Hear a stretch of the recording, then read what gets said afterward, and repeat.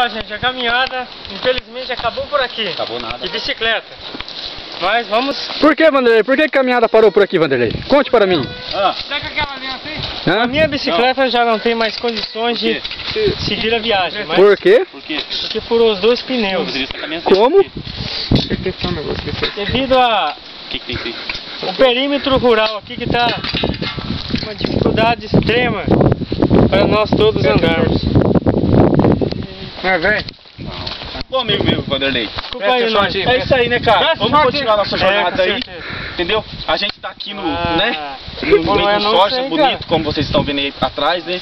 Dê uma mostrada aí para eles aí, entendeu?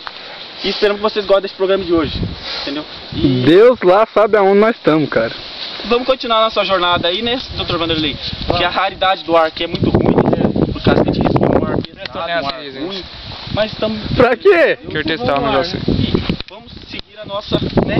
Espera aí, Vanderlei. Vai. Espera aí, biscate. Eu vou na sua garupa. Esconde, Cara. Presta aí, short seu. esconde a bicicleta aí, Vanderlei. Deixa aqui. Ele está com a minha aliança querendo fazer o que? Eu não sei lá o que. Ó, rapaz, encoxando o Juninho lá, moço. Será que mete a mão ou não? Para. O que você tá fazendo, Juninho? Vamos achar uma pedra de novo.